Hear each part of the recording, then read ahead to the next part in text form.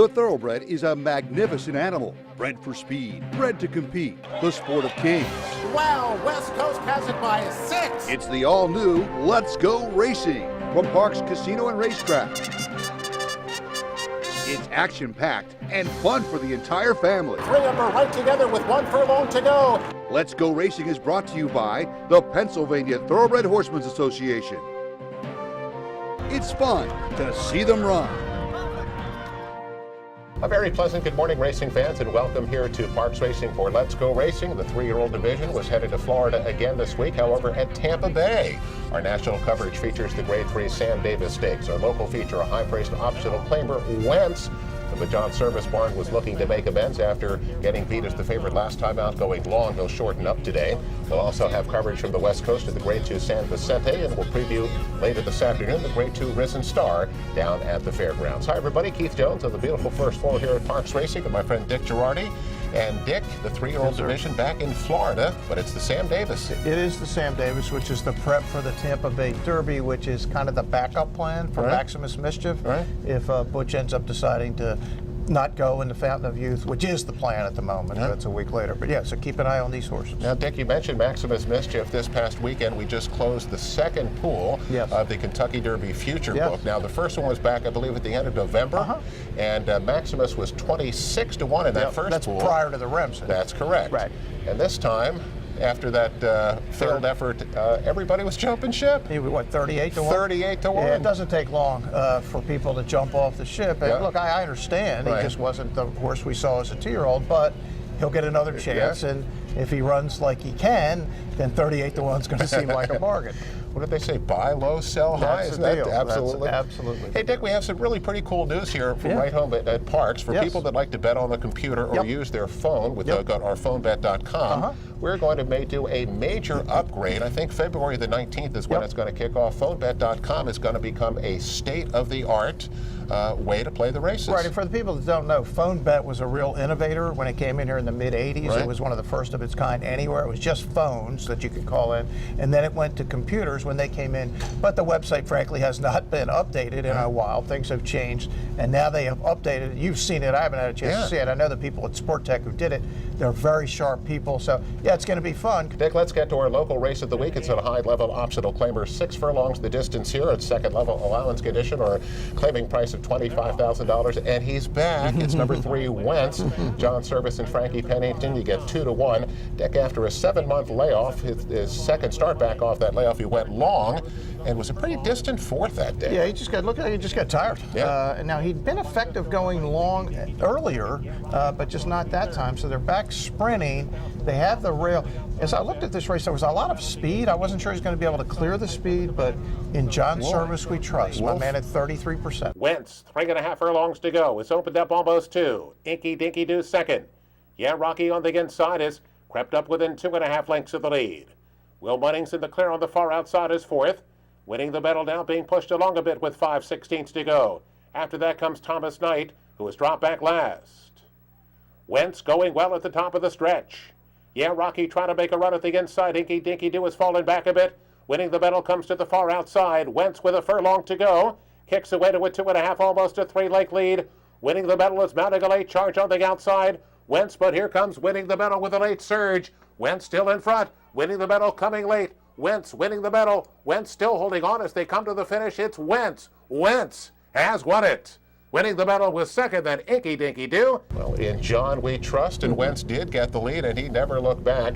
Dick, winning the battle made a pretty good move, like he almost always does. He loomed a factor, but he wasn't going to get by Wentz. Wentz wins a length and a quarter and pays $6 to win. And I love that turn back in distance. Yeah, no, I do too, especially when they're clear like that. And look, Wentz, to me, has always been close to a stakes horse, and he's kind of like his namesake. When he gets in front, hard to catch him. He just increases position. Well, Dick, it's time to bring on our man Sal DeBunda with another edition of Ask the President. Later on in the show, we're going to get a chance to talk to Danielle Montgomery from the Turning for Home program, but that aftercare program that's just so important to the industry. It's huge. Yep, and here's more with Sal DeBunda. We see these beautiful athletes, as I call them at the beginning of the program, and they really are spectacular, but essentially a horse races for maybe 5 years, is that right? Very young. You usually start at 2. If they get Some are still running at 9 or 10, but very few. I mean, it's about 5 years, and that's always been a problem as an owner. What do we do with them when they basically past their useful race life, but they're still going to live to 25? And that's an issue we've had to deal with, and we've come up with a program here. We were actually the first to do it. It's become the model for others. And it's called Turning for Home. That is correct. Right. The last ride. Right. Exactly. And I guess it started off, Mike Bellezzi, who's the executive director here, and I, we put this together. And basically what it does is if you have a horse here and you race here, we'll take the horse, no charge. We'll retire the horse for you. We'll give it the health care it needs. We will find a home for it in all different kinds of, they could be companion horses, jumpers, hunters, all sorts of different fields. We've now almost at 2,500 horses have been saved in the 10 years we've been in existence. All of that money for that does not come from the state. There's no subsidy. It comes from the owners. Every time we race, a portion of their purse goes to support this program. The PTHA puts up money, the track puts up money, the jockeys put up money, the breeders put up money, and certain owners, besides the amount they do pay, make contributions if they won a big race or something like that. So we totally support that with our own money. These are great athletes who have given to us joy and purses, and we feel we should find a way for them to retire. We do take them back if they don't, wherever we send them to our farms, we send them back. So we take care of them for life. So you're talking about making a commitment from the beginning of the horse's life through its racing career through the end of its life. Yep, that's correct. And that really, I mean, that's and what's really happened is other thing. jurisdictions now are following that model. New York, and Maryland, Delaware, other New Jersey are following the same model. And of course, our thanks to Sal DeBun and Pat Shiraki. And Dick, when we come back here on Let's Go Racing after the break, we have a special feature. It's Black History Month. It is, and what people don't know is when horse racing first started in North America, almost all the best jockeys were African American. Stay with us. Be back after this. Want to get out of the cold this winter? Well, Parks Racing is just the place to keep you warm and toasty. Parks Racing gives you plenty of horse racing action all winter long. Live racing 3 days a week, Saturday, Monday, and Tuesday. Yes, Sunday is a day of rest from the live action. Catherine Sophia, very impressive. We have simulcast racing every day from tracks all around the country. So put on your snow boots, grab your coat, and head on over to Parks Racing. It's warm and toasty. What does Chapman's 7 locations and 10 car brands mean to you? It means a huge selection of quality pre-owned vehicles, all makes and models, many one-owner low mileage certified with miles of factory warranty remaining. Safety checked, meticulously detailed, and each come with a free Carfax report so you can buy with complete confidence at any Chapman Auto store near you. Or shop online anytime at ChapmanPreowned.com. If our emblem is not on your car or truck, you probably did pay too much. Looking to join the thrill and excitement of thoroughbred racehorse ownership? Pewter Stable can get you started. With more than 25 years of experience under the leadership of Greg and Kate DeMasi, Pewter Stable is one of the industry's leaders in racing partnerships, winning hundreds of races and millions of dollars at racetracks all over the Mid-Atlantic, including New York.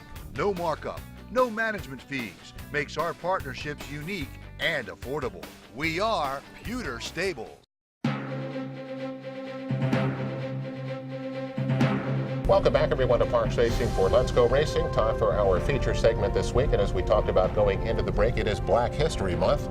And Dick, as you said, way back when, a lot of African-American riders. Yeah, and the most famous was Isaac Murphy, who, believe it or not, Keith, won with like 40% of his mounts. That's not a misprint. No. No. Unheard of. Well, here's a special feature from Churchill Downs and Black History Month. And let's see about some of these African-American riders. The Kentucky Derby and Churchill Downs have become American institutions since their debuts in 1875, and countless individuals have contributed to their ongoing growth. Prominent among them are the African-American jockeys and trainers who helped build the early foundation of success that now spans nearly a century and a half. 13 of the 15 horses that competed in that first Derby in 1875 were ridden by African-Americans. When Oliver Lewis guided Aristides to victory for African-American training legend and eventual Hall of Famer Ansel Williamson in that first Derby, the victory was one of 15 by African-American riders in the first 28 runnings of the race. 3 of those history-making jockeys are enshrined in Racing's Hall of Fame. 3-time Derby winner and national racing hero Isaac Murphy, and 2-time Derby winners Jimmy Winkfield and Willie Sims. Also prominent is William Walker Sr., who was born into slavery and, at the age of 17, piloted Baden-Baden to win the 1877 Derby. During a 60-year career, Walker also trained horses and was a bloodline consultant to John E. Madden, who bred 5 Kentucky Derby winners. Those men, along with fellow Derby winners Lonnie Clayton, Erskine Henderson, Babe Hurd, George Garrett Lewis, Isaac Lewis, and Sue Perkins, were among the brightest stars in American racing before government-sanctioned Jim Crow laws and the poison of racism pushed them from their hard-earned prominence.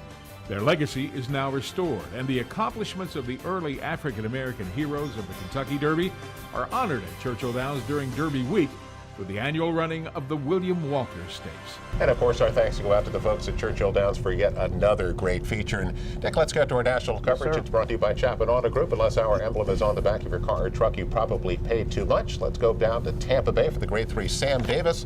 1 mile and 1/16, the purse here of $250,000. And number 3, Knicks Go is the favorite here, 9-5, as he makes his 3-year-old debut for Ben Colebrook. Dick, last year as a 2-year-old, he was a Grade 1 winner at 70-1, and then came back and ran really well in the Breeders' Cup Juvenile. I was shocked he won at 70-1. Right. I was shocked he ran second. I was not shocked when he got pummeled in the Kentucky Jockey Club.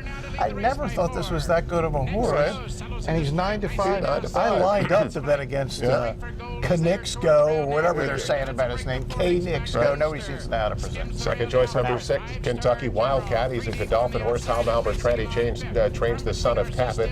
And Dick, as he made his way through his 2-year-old season, he improved with every start. He did, and it's Tappet, and it's Godolphin, as you said, and he looks kind of dangerous. Yes. Well, let's go down to Tampa. Here's the call of the Sam Davis. They leave the half-mile marker. Well-defined in Morales. They're trying to steal off into Sam Davis. They have the lead, 2.5. Knicks Go on the outside. Now gets the wake-up call and shaken up for run second. Going for gold is toward the rail third. Still Dreaming is now putting in a run now fourth. There goes Kentucky Wildcat.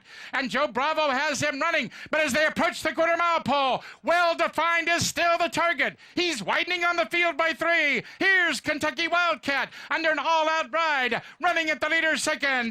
Down along the inner rail, Knicks Go appears to be struggling third. They're into the stretch, and the upset might be on. It's Well-defined, still in front. Kentucky Wildcat continues to surge at the leader on the outside. Well-defined. Well, we didn't like Knicks Go, and Dick, Knicks Go does not perform well, but somebody that does is the 9 Well-defined.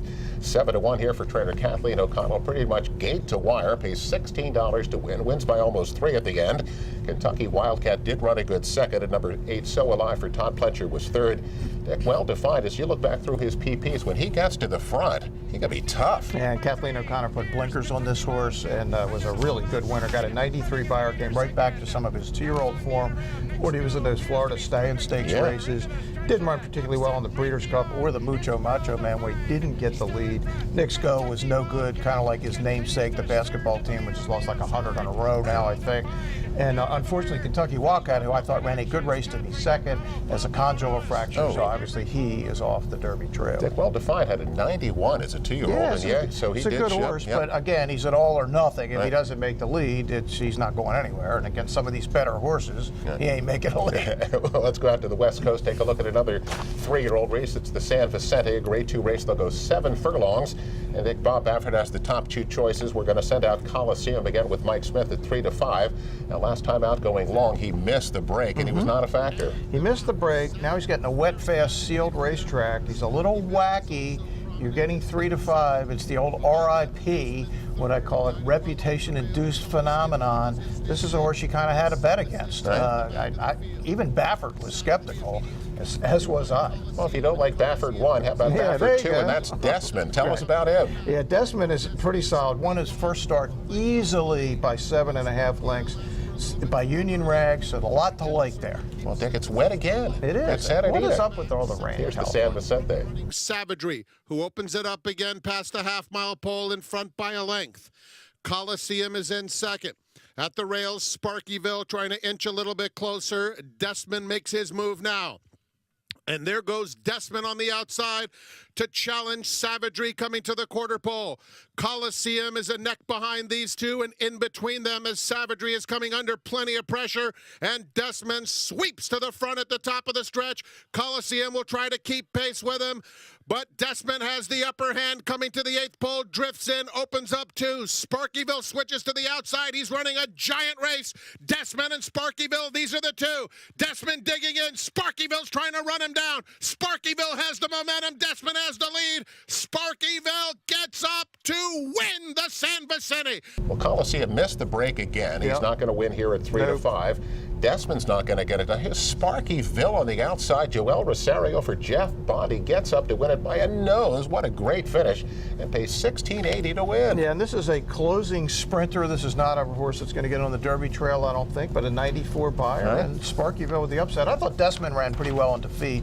Coliseum, you can put a line through him. We'll see him sometime later. Tickets to Grade 3 Las Virgenes from Santa Anita, the 3-year-old fillies. They'll go a flat mile here for $200,000. The 3 Bellafina gets dipped back down to 1 to 9. 1 to 9. She looked really good in her 3-year-old debut. She was really impressive. Of course, she finished a pretty far back 4th to Jaywalk in the Breeders' Cup fillies, juvenile fillies. Second choice is number 2, Anea Alrob, who was 6 to 1 for trainer Doug O'Neill in her 2-year-old finale. She ran a really good second at the Grade 1 Starlet. Yeah, to Chasing Yesterday is one of the hot 3-year-old fillies in Baffert's barn. Las Virgenes. Here's the call. Bellafina takes the initiative around the first turn, opens up a length. Mother moves into second. Anaya Alrob is third. Tomlin fourth, now 2.5 off Bellafina, and another 2 back to Calf Moon Bay. Onto the backstretch they go, and it's Bellafina getting some heat from Mother, who's a neck back second. Anaya Alrob is a joint third on the inside of Tomlin, and it's another 4 to Calf Moon Bay.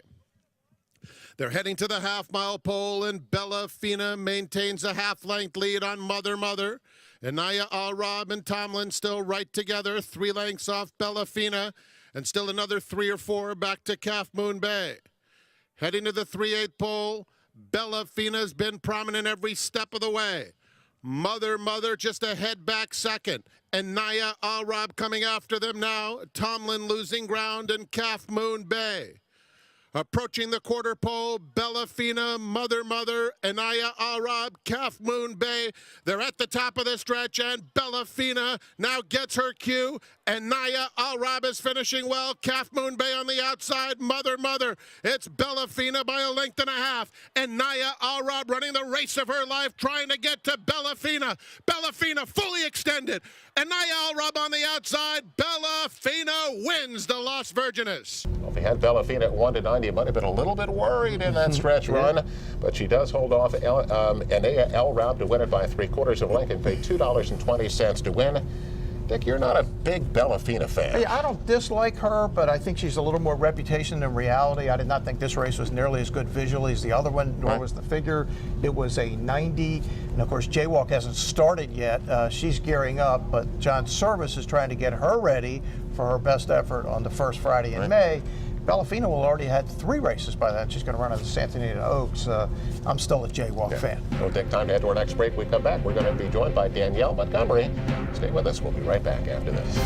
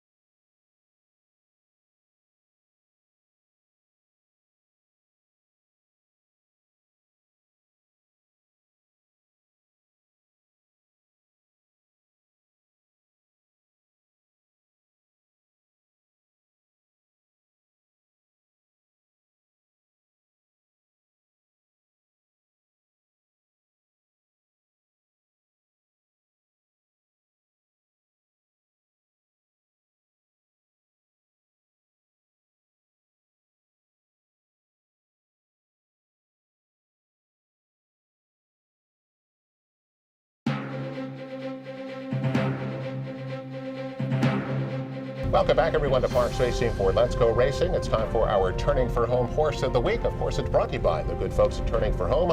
Log on to their website at turningforhome.org. And here's more on our Horse of the Week with Danielle Montgomery. Our Turning for Home Horse of the Week is Your Dreamin'. She's a 16-2 Big Bay mare by Creative Cause by Giants Causeway. She was bred in Calumet Farm in Kentucky out of a Tisnell mare, and that breeding leaves no wonder as to why we considered her the prettiest horse to come through Turning for Home in 2018. She won her last 2 starts before an unfortunate step left her with a sesamoid fracture. That was completely rehabilitated by our Jumping H farm in North Carolina. And right now she is cleared for any sort of career. She loves people and attention and is brave and willing to please. We think she would do well in any upper-level career. If you'd like to fill out an application, please go to turningforhome.org. And we're back here on Let's Go Racing with, it's Danielle Montgomery. Danielle, wait a minute. You were there, you're here. Well, welcome to the show, and it's a pleasure to have you. And this new program has been something that's going really well so far. Yeah, thank you. We started the Horse of the Week in December, and the first horse we featured, Change of Seasons, was adopted. A prior adopter saw his segment, and he is now living with Z Ponte and Meet Me on Marcos on a beautiful farm in North Carolina. So it's working. It's the best thing that we can do for these horses once they're ready to be adopted is to network them. And so this networking through this show and social media is really helping us find homes for these horses. So Danielle, if people out there are really interested in getting involved in adopting one of these horses that we're featuring, how exactly do they go about doing that? They can go right to turningforhome.org and fill out an application. We'll take a look at that information that's included and match them up to the right horse and the right farm. So that's all they need to do is just go to our website, look at the horses, see what they're interested in, and just contact us, and we'll match them up to the horse that's appropriate for them. Danielle, I know it constantly changes, but you and I have talked about this. How many horses now, since you've been here, have you adopted? I know it's a huge number now. I know just in 2018, over 275 horses were adopted just in that year because we were just working on that annual report. We take in over around 300 horses a year, and I believe I know we're over 2,500 horses that this program has assisted. Yeah, closing quickly on 2,600. It's a crazy number, but we have such a great network. Our farms are fantastic, and the one thing that I know Turning for Home does is we do our due diligence by every horse. No horse is ever left behind. We do everything we can for them. And for the people that haven't followed, it's horses coming from here at Parks that are ready to be retired for one reason or another. They'll come to you and you guys take care of the rest. Yeah, it's supported completely by our horsemen and our owners, but we're here for all of them, and all a trainer needs to do is say, hey, this horse doesn't want to run anymore or can't run anymore, and we take over from there and find them a good retirement place because the trainers are busy. So. Now, Danielle, donations are a very big part of your program, and you have some donation items or auction items coming up. Sure. Our biggest fundraiser of the year is our basket auction at the Horsemen's Awards banquet at the end of March. So, yeah, horsing memorabilia seems to do well. So do dinner, nights out, local businesses. So we're always looking for donations for that basket auction fundraiser. Well, Danielle, thanks again for joining us. Your program with our Horse of the Week will continue it, and it's really been a great pleasure here to feature all that now on Let's Go Racing. Thank you for your help. We appreciate it. Let's get to race recap. And it's down to Gulfstream Park for the Grade 3 Suwannee River. 9 furlongs on the grass for fillies and mares. And Dick, Chad Brown in here with Rimska, 20 cents on the dollar, 1 to 5. Yeah. Dick, is she going to get beat valedictorian 9-1? Is she going to hold on? No, Chad Brown's going to win, isn't he? He always wins. Yeah. What? Valedictorian for my man Kelly Breed, who was 0 for 27 at the meet, and Chad Brown had not lost a race at the meet. And he got beat at 1 to 5. Tyler Gaffalione stealing this one at 9-1, pays $21.20 to win it. Let's go to back to Tampa Bay for the Tampa Bay Stakes.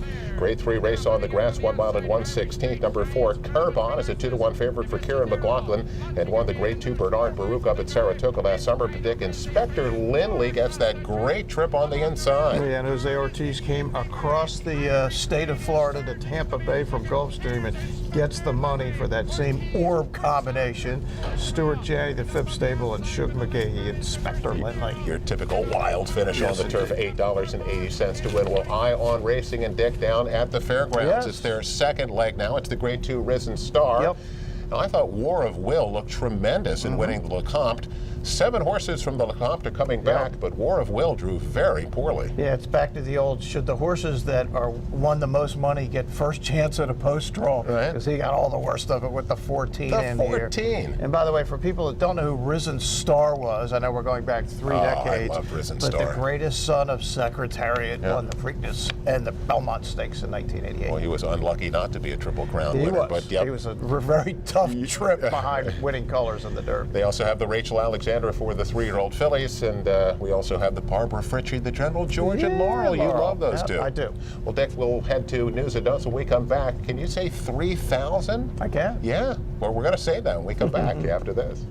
The Pennsylvania Thoroughbred Horsemen's Association is the advocate for Parks Racing's horsemen and has worked hard to secure better lives for the hundreds of trainers and their families that work in the thoroughbred racing industry. Our horsemen benefit from medical coverage, trainer pension plans, and increased purses. Thanks to these horsemen, racing at Parks is the very best, providing entertainment for you and the entire family. The Pennsylvania Horsemen are proud to be part of the community and introduce a new generation of fans to the sport of kings. Racehorses are pampered, treated with care, and loved. Nothing is more important than their health and their safety. We do right by them, and they do right by us. the hard-working folks Who proudly earn our living. In Pennsylvania's horse racing, and breeding industries. Horse racing is a lot of fun. but it's so much more. It provides tens of thousands of jobs, Jobs and billions in economic impact each year. all across the Commonwealth. Horse racing in Pennsylvania. It's a winner.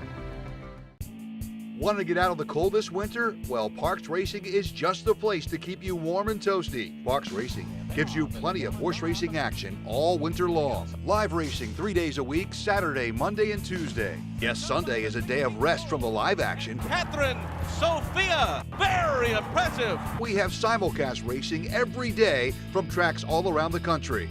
So put on your snow boots, grab your coat, and head on over to Parks Racing. It's warm and toasty.